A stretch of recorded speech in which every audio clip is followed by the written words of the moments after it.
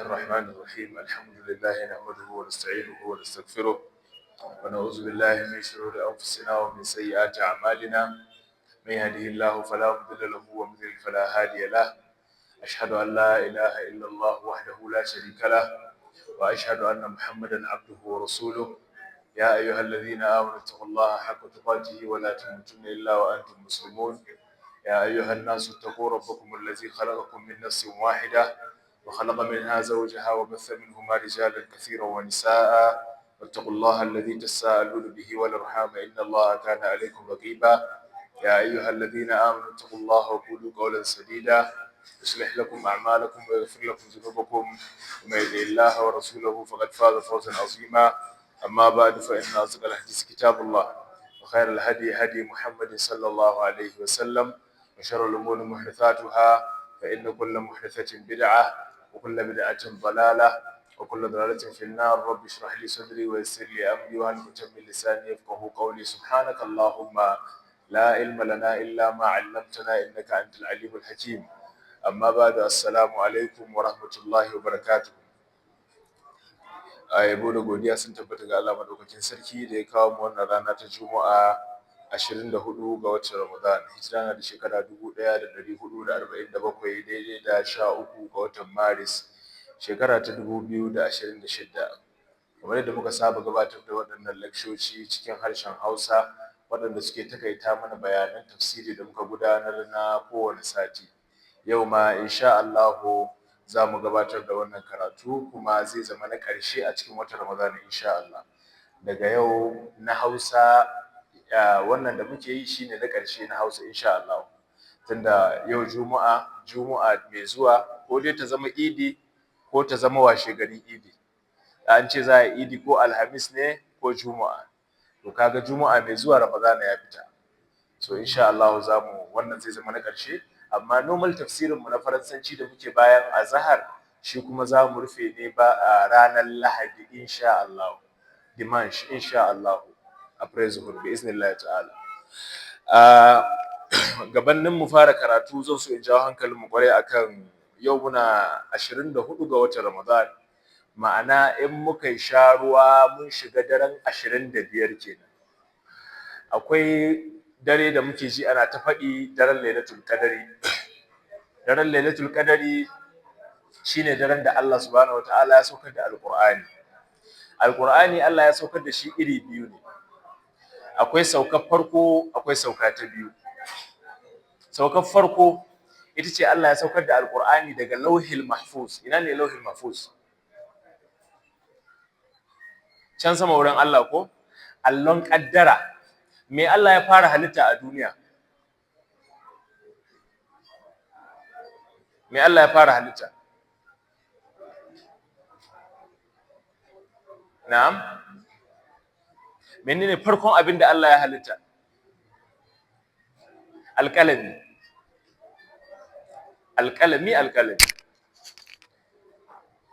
abin rubutu shi Allah ya fara halitta da ya halicce shi sai ya ɗora shi akan allo sai malamai suka ce to shi allon bayan alƙalamin aka halicce shi ko kafin aka ce to dai abinda manzon Allah ya ce Allah ya fara halitta shine alƙalami shi allon bayan alƙalami kenan Allah ya ɗora shi sai ya ce ka rubuta min duk abin da zai faru alƙalamin na ya rika rubutu komai har zuwa ƙarshen duniya ya rubuta komai da komai to wannan shine lauhil mahfuz shine zaka ji ana cewa ai Allah ya riga ya rubuta wato alƙalami ya riga ya rubuta abinda yake faruwa mun gane ko su shine wannan alƙalami to alqur'ani a asali yana wannan lauhil mahfuz din ne Allah ya killace shi a wurin maganar Allah ne dama to da farko sai Allah ya saukar da shi daga lauhil mahfuz wurinsa karagarsa fadarsa zuwa baitul izza ina ne baitul izza wani masallaci ne a sama ta 7 mun gane shine wani masallacin da yayi daidai da Ka'aba wannan da muke gani a Makka ita ce ta kai haccan baitul izza seti take da baitul izza Allah sai ya fara ajiye alqur'ani a baitul izza. Baitul izza shine masallacin da manzon Allah yake cewa akwai wani masallaci a sama kullum mala'iku 70,000 suna shiga su yi ibada su fita, in suka fita ba su ƙara dawowa, shine wannan masallacin. To anan Allah ya fara ajiye alqur'ani. Yaushe ya saukar da alqur'ani daga lauhil mahfuz zuwa baitul izza? A daren lailatul qadri. To daga baitul izza shi kuma jibrilu ya rika dauko qur'ani yana kawo mu manzon Allah sallallahu alaihi wasallam. Shi kuma wannan an yi tsawon shekara nawa ana saukar da alqur'ani? Tsawon shekara 23 ana saukar da alqur'ani. Mun gane ko? To da Allah yake cewa inna anzalnahu fi lailatul qadri, wato wannan saukarwar ta farko. Mun gane ko? To dare ne da yake da daraja. A yaushe ake samun daren? A watan Ramadana. Watan Ramadana kuma 10 ƙarshe. Mun gane ko? Lallai ilaihin dare ne da ake kwadaitar da kowa da kowa ya tashi ya himma domin ganin ya rabautu. A wannan dare Allah subhanahu wataala yana amsa addu'ar bayi. A wannan dare Allah ya ce lailatul qadr khairun min alf shahr. Duk ibadar da kai tafi kai ibadan so wata 10, a wata 1000 afwan. In kai ibada so daya, in kai nafila raka'a 2, kamar kai nafila ne a tsawon watanni 1000. Wata 1000 shekara nawa kenan? Kusan shekara 84 da wani abu. In kai raka'a 2, Allah zai baka fiye da ladan kai shekara 84 kana wannan ibadar. To kaga shekara 84 ba wasa bane. Yawwa, so dan haka mu dage kwarai. Allah yana gafarar zunubai, Allah yana yanta bayi, Allah yana saukar da alherinsa a cikin wannan rana, kuma a wannan dare afwan. Addu'a a cikin daren kuma amsashiya ce. Mun gane duk addu'ar da kai insha Allah Allah zai karbe ta. Lailatul qadr nan so ɗaya take zuwa, kuma manzon Allah ya ce ita ce dare mafificiya, tafi dukkan sauran darare, kuma kamar yadda Qur'ani ya bayyana tafi duk wani dare, bayan ta tafi duk wani dare. Ana ce mata lailatul qadr ne saboda a daren ne Allah yake kaddara abubuwan da za su faru a shekara. Wannan zamu bashi mota wannan shekarar, wannan zamu bashi gida, wannan zai yi aure, wannan za ta haihu, wannan zai mutu, wannan a ranan Allah yake yin plan na shekara. To in ka zama kana ta bacci, kai aka zo aka rubuta sai a rubuta ma bacci, kaga sai kai shekara kai kana ta bacci. Amma wanda yayi addu'a, Allah ka bani kaza, Allah ka bani kaza, in kai sa'a wurin rubutun kaddara da ake wannan daren sai a hada maka da wannan abu, sai ka samu. Dan haka dare ne da ba a wasa da shi. Ana ibada tukuru, ana tashi da gaske, a karanta Qur'ani, ai salloli, a nemi roƙon Allah. Kuma daren ana ganin canji ma yana bambanta da sauran darare. Allah yana, saboda Allah yana cewa tanazzalul mala'ikatu wa ruhu fiha bi izni rabbihim min kulli amr salamun hiya hatta matla'il fajr. Allah yana saukar da aminci da natsuwa a cikin daren. Zaka ji daren ya bambanta da sauran darare. To don haka mu yi kokari. A yaushe ake samun lailatul qadr? Yau wani dare ne? Ba a san daren ta kamaimai ba, ba a san shi ba. Amma manzon Allah ya ce a neme shi a cikin dararen wuturi, ko daren 21, ko daren 23, ko daren 25, ko daren 27, ko daren 29. Kun ga yau za mu shiga daren 25, mun gama 24 na azumi, in muka sha ruwa an shiga daren 25. To zai iya zama wannan daren ne. Amma maluma da yawa sun furin jayar da daren 27. Har sahabbai wasu daga ciki suna ganin 27. To koma dai yaushe ne, tunda dai manzon Allah bai faɗi ba, kai dai ne kullun kai mai da shi lailatul qadarin ka ne kawai. Kullun duk dare kawai kai ibada tukuru kaman ita ce taka lailatul qadr dan har Allah ya sa ka dace. Manzon Allah ya ce man qama lailatul qadri imanan wa ihtisaban ghufira lahu ma taqaddama min dhanbi.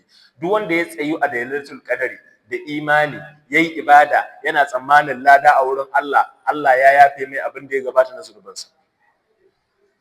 Kai ibada, ka karanta Qur'ani, kai sadaka, kai kaza yana da kyau kwarai a wannan dare mai albarka. Mata masu al'ada, masu haila, ko wacce ta haihu tana nifasi, ba ku da daman yin sallah, haka ne, amma za ku iya yin zikiri, za ku iya yin addu'a, za ku iya yin ambaton Allah, ba wanda ya hana, amma sallah kan ba za ki ba, amma duk sauran ibadu za a iya yi insha Allah. Allah ka datar da mu da lailatul qadari, Allah ka datar da mu da lailatul qadari, Allah ka datar da mu da lailatul qadari. So wannan shine a takeice insha Allah. Surar da muka yi ta ƙarshe muka kammala ita ce suratu Nuh, wato sura ta 60 ta 70 daidai a cikin surorin Alƙur'ani mai girma. Wannan sura tana da ayoyi, sura ce madaniya, alhamdulillah, tana da ayoyi 44. Ta fara da sa'ala sa'ilun bi azabin waqi. Allah ne yake ba mu labarin annabi Nuhu da mutanansa da yadda abin da ya faru. Yace to annabi Nuhu inna arsalna nuhan ila qaumihi, afwan naji na ce muku ayoyin wancan, tana da ayoyi ita wannan 27 28. Allah ya ce inna arsalna nuhan, ita ce sura ta 71.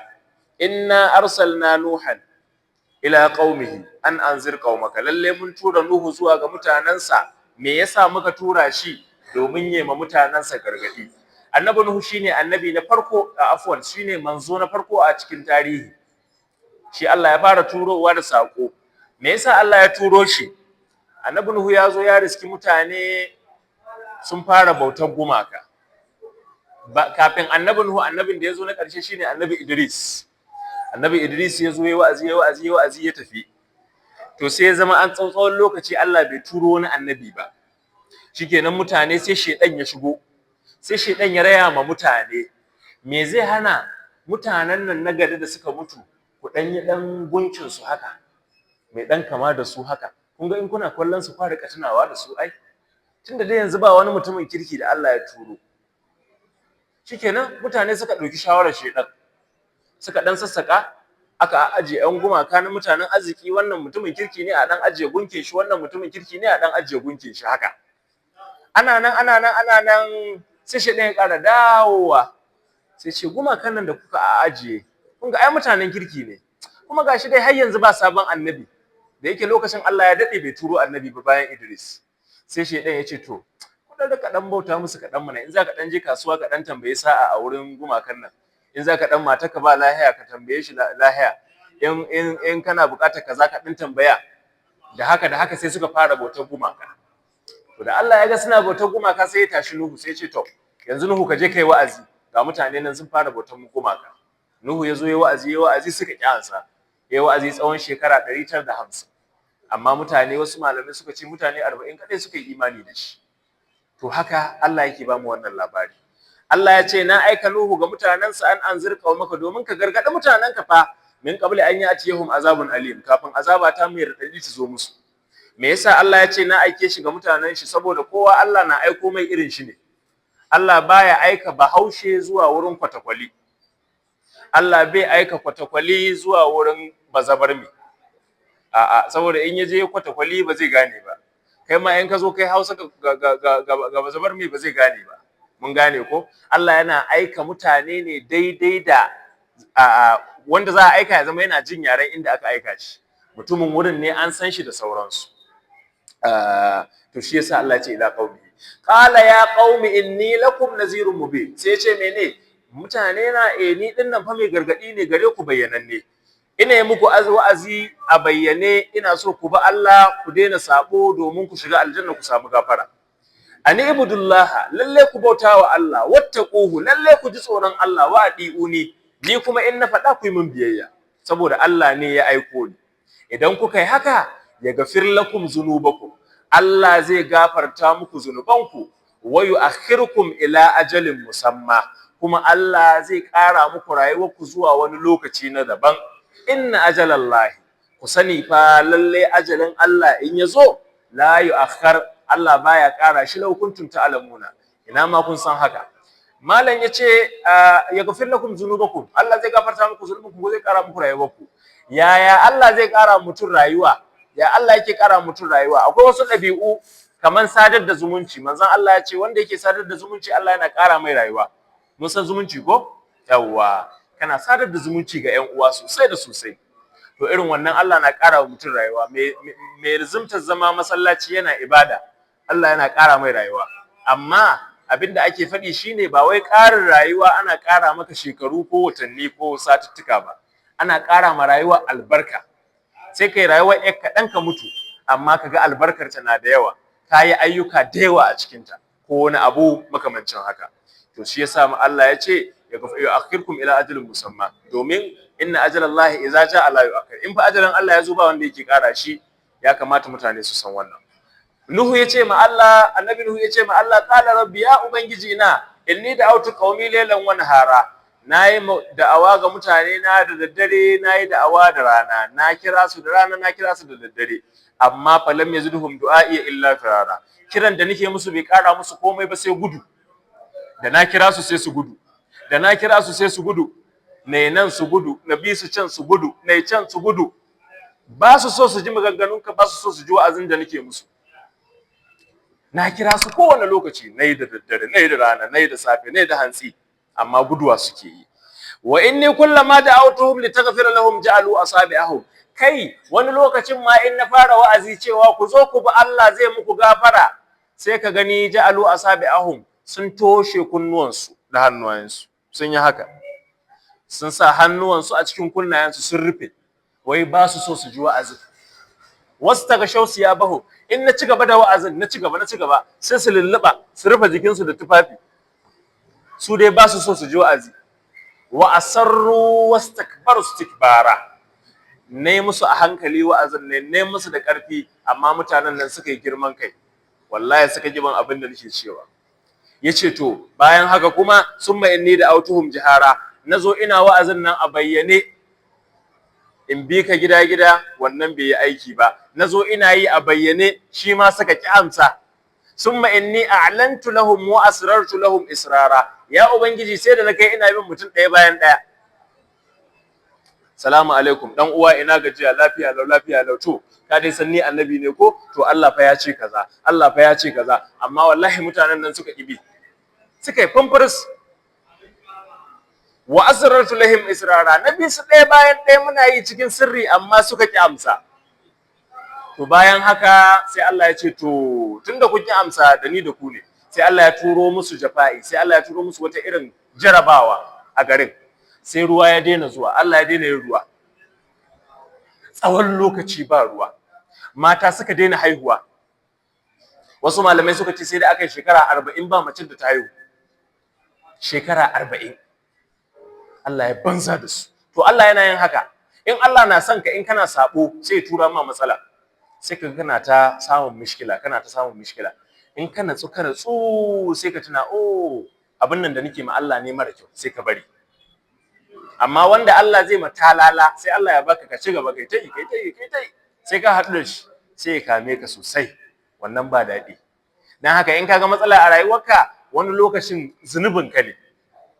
Ka zauna kai tunani, ka gano, ka gyara, sai ka ga matsalar ta kau. To da suka ga matsala ta zo, ba ruwa tsawon lokaci, kuma babu haihuwa tsawon lokaci, sai suka kuma koma wurin Annabi Nuhu. Shi da yawa azifa suna gudu, amma yanzu kuma da suka ga matsala sun koma wurin shi. Saboda shakiyanci. Kaga irin waɗannan masu tuna Allah a matsala kenan, su bai tuna Allah sai ya samu matsala. Ba a san haka nan. Ka tuna Allah ko yaushe, ko da matsala ko ba matsala, ka zama kana tuna da Allah. Amma wanda yake tuna Allah in ya samu matsala kadai, to wannan shi ya jiyo. Kai ma in kai ne aka ce wannan baka gani shi a kofar gidanka, sai in yana da matsala, kawai zai in ka ganshi a kofar gidanka to zai tambaye ka wani abu ne. A in ka ganshi ba za ka ji daɗi ba. Yawa. Amma wanda zai zo ya gaishe ka yau, ya gaishe ka gobe, bayan wani lokaci sai ya zo ya ce da Allah ina da dan matsala, a taimaka min. Kaga wannan lafiya lau. To haka ake so ka zama alaƙarka da Allah. Ka zama kullun kana gaida Allah, kullun kuna tare. To ran da matsala ta zo ka ce ya Allah, sai ka ga dandanan yayi maka. Amma in ya zama baka tuna shi ba sai da matsalar ta zo, to sai kai ta roƙo ka ga abin ya ƙi tafiya. Saboda ai sai matsala ta zo kake tuna shi. To da suka ga matsala sai suka goma wurin Nuhu. Sai suka ce Nuhu, matsalar nan fa ta yi yawa, ba ruwa, ba haihuwa, don Allah roƙon mana Allah. Sai ya ce qultu astaghfiru rabbakum, to ku yi istighfari ga ubangijinku. Ku nemi gafarar ubangijinku. Innahu kana gafara. In kun yi istighfari zai yafe muku. Bayan ya yafe muku, yusilis samaa alaikum midrara, zai turo muku da ruwan nan da ba a yi muku tsawon lokaci ba. Wayumdidukum bi amwalin wa banina, zai kuma ba ku arziki mai yawa. Wayaj'al lakum, zai ba ku kuma ƴaƴa wa yaj'al lakum jannatin, garuruwan ku zai mai da su kaman lambuna, zai sa shukoki, zai sa gari yayi kyau, wa yaj'al lakum anhara, kuma zai tunkudo muku ruwa mai kyau domin a sha ai aiki. Malakum la tarjuna lillahi wa qara, me yasa ba za ku koma ga Allah ku tuba ba? To kaga anan sai ya koyar da su istighfari, wato in ka samu matsala kai istighfari, kamar yadda muka yi bayani, watakila laifi kai ma Allah, Allah ya jarabce ka da wannan matsalar, in kai istighfari sai ya yaye maka. Kuma shi albarkar istighfari ba gafara kawai yake jawowa na zunubai ba, a'a yana haɗuwa da arziki da sauran albarkatai da yawa. In kana yawaita istighfari, Allah zaka ga alheri da yawa yana baka shi, wani abun ma ba sai ka tambaye shi ba zai baka, domin kana mai istighfari. Wanda yake dawwama a istighfari bai tsiya, ka zama matsiyaci baka yi, in dai ka dawwama a istighfari baka tsiya. Allah zai iya jarabtar ka da yau babu, gobe akwai, haka rayuwa take, amma dai ka zama tsiya babu labari, a'a, mai istighfari baya wannan. Za ka ga da rufin asirinka daidai gwargwado. To shi yasa istighfari yana da falala sosai. Malamai suna cewa istighfari ba zunubi kawai yake kawarwa ba, a'a yana haɗowa da arziki daga wurin Allah mai yawa. Annabi Nuhu ya ce muku malakum la tarjuna lillahi wa qara, me yasa ba za ku istighfari ga Allah ba, koma gare shi. Wa qad khalaqakum atwara, alhalin Allah madaukakin sarki ya halicce ku atwara. Menene atwara? Mataki bayan mataki. Da kuna dugon maniyi, daga baya kuka zama gudan jini, daga baya kuka zama tsoka, daga baya Allah ya busa rai, daga baya mama ta haife ku, daga baya kuna yara aka fara rarrafe tafiya, aka fara zama, aka fara rarrafe, aka fara tafiya, aka fara gudu, ana cewa yaro ne, haka zama saurayi, haka zama babba, kai aure, kai ma ka haihu, haka zama tsoho, haka mutu, mataki bayan mataki, mataki bayan mataki. Yace me yasa ba za ku koma ga Allah ba, alhalin shine ya halicce ku mataki bayan mataki. Mun gane ko? Alam tarau kaifa khalaqa Allahu sab'a samawatin tibaqa, bayan Allah ya halicce ku mataki bayan mataki, shin kuma ba ku gani ba yadda Allah ya halicci sammai a jere, ɗaya kan ɗaya, ɗaya saman ɗaya, ɗaya saman ɗaya, har guda bakwai. Ba ku ga yadda Allah ya wannan cikin tsari da hikima da buwaya irin tashi ba? In ba Allah ba wa zai halicci sama? Yanzu wani kafinta ne zai maka rafta a sama? A je a yi rafta, ku gwada to. Bai yiwuwa, amma Allah ya yi cikin hikima da tsari. Waja'ala al-qamara fihinna nuran, da ya saman sai bai bar ta haka nan ba, in ka kalle ta ka ga ba komai, a'a sai ya mata ado, ya mata kwalliya, sai ya sa al-qamara, wato ainihin wata a cikin ta, nuran yayi haske. Dare yayi amma ga wata kana ganin haske. Waja'ala ash-shamsa siraja, ya sanya rana ita ma ta yi haske. Amma da hasken wata da hasken rana ba iri ɗaya bane, rana ta fi wata haske. Shi asali wata bai da haske, hasken rana yake ɗauka, shi a karan kanshi wata bai da haske, amma in rana ta fito kafin ta faɗi sai ya zuƙi haskenta, in dare yayi sai ya fitar da hasken. Kun gane ko? Amma shi a karan kanshi bai da haske. To Allah ya ce, Annabi Nuhu ya ce, me yasa ba za ku koma ga Allah ba, shi ya muku wannan ni'ima? Me wannan yake nunawa? Idan za ka yi saɓon Allah, ko kuma in ka yi saɓon Allah, kai ba wai in ka yi ba ma, ka riƙa tuna ni'imomin Allah, za ka daina saɓon Allah, ko kuma za ka rage. In ka tuna Allah ne ya min kaza, Allah ne ya min kaza, Allah ne ya min kaza. Wato in za ka yi zunubi, ka kalli zunubin, ka kalli wa zan ma zunubin. Ka gane? Idan ƙila zunubi ne, ƙarya ce kake so ka yi, to ƙarya ce da ‘yar mara yawa da misali. To kai a wurinka ‘yar ƙarya ce, ‘yar ƙarya ce, ‘yar ƙarya. To kaka kalli ‘yar ƙarya ce, kalli wa za ka ma ƙaryan. Ubangijin sammai da ƙasai da ruwa da iska da aljanu da mutane, to sai ka ji jikinka ya kaɗu, sai ka tsaya. Zunubi ba wai shi ake kallo ba, wa za a mawa. Kun gane ko? Yanzu tofar da miyau za ka yi, in ka tofar da miyau a ɗaki, ai ba kyau ko? Amma in ɗakin ka ne sai a ce maka ƙazami. In an shiga ɗakin ma duk tsamin miyau yake yi, ƙazami, tofar da miyau yake a ɗakin shi, ƙazami. Kaga ta tsaya kanka. Amma in ka shiga ɗakin babanku, in za ka tofar da miyau, ai ba za ka tofar ba saboda yanzu ɗakin wa kake, ɗakin babanku. To kuma in ka shigo masallaci ai kanka kenan. Lokacin me yasa baka tofar da miyau a ɗakin babanku ba saboda ka tuno a baba fa, ɗakin baba ka hango girman baba sai ka fasa. In ka shigo masallaci ka hango girman Allah sai ka fasa. To haka ake so in za ka yi zunubi, sai ka hango wasan da zunubi Allah fa sai ka ce a'a astaghfirullah. In kuma ka yi sai ka tuno kai Allah shi ya mun kaza, shi ya mun kaza, shi ya mun kaza, shi ya mun kaza, gashi na mai zunubi, Allah ka yafe min, Allah na tuba. To haka ake so. Allah ya ce waja'ala al-qamara fihinna nuran waja'ala ash-shamsa sirada wallahu anbatakum min al-ardi nabata. Kuma Allah ne ya tsirar da ku daga cikin ƙasa. Wasu malama suka ce Allah ne ya farar da ku a ƙasa, wasu kuma suka ce Allah ne yake tsiro muku da abinci daga cikin ƙasa. In kun yi shuka wa yake fito da shi? Allah ne. Kai shuka ka sa taki kai bar ruwa, da takinka da bar ruwanka ba su suke fito da shuka ba, Allah shi yake fito da shuka. Mun gane ko? Ka sa gero ne, ka sa masara ne, ka sa shinkafa ne, sai Allah ya fito ma da ita. Wani shukan ma ba kai ba, Allah ne kawai ya fito da ita. Sai ka shiga daji uwa duniya sai ka ga bishiyoyi ga sunan, wa ya shuka su? Allah. Yaushe yayi? Oho. Ko ba haka bane? Kaga mangwaro a can, kaga gwanda, kaga kwakwa, kaga Allah ya sa abin shi. Ka zo ka sha ne ka ji daɗi fi sabilillahi. Dama da akwai zaman lafiya da dajukan mu ba su zama yadda suka zama yanzu ba. Wallahi sai ka shiga daji ka sha kayan marmari ka koshi sannan ka fito. Ka hau waccan bishiyan mangwaro ce ka sha, ka gama da ita, ka hau can abarba ce ka sha, ka gama wancan gwaiba ce ka ci, ka gama sai ka yi tatil. Ka zo in akwai wani dan gulbi kusa ka sha ruwa ka dawo gida. Ba wanda ya san an yi. Kuma kyauta ba wanda zai tambaye ka sisi. Amma yanzu fa a kaka shiga akwai bandits, akwai matsala. A hankali ake bin rayuwa yanzu. Dajukan sun zama abin da suka zama. Allah ka tsare mu. Allah ka kawo mana sauki. So Allah ya ce wallahu anbatakum min al-ardi nabata summa yu'idukum fiha wa yukhrijukum ikhraja. Kasan nan da muka fara ku da ita, domin ai kowa Allah ya halicce shi da ƙasa ne ko? Asalin babanmu an halicce shi da ƙasa ne, Annabi Adamu. To Allah ya ce wannan ƙasa da muka fara ku daga ita a ƙarshe ita za ku koma. Duk wanda ya mutu kabari zai shiga, wurinta zai koma. Allah ya ce za mu mai da ku cikin ƙasan nan, bayan mun mai da ku cikin ƙasan nan kuma wa yukhrijukum ikhraja.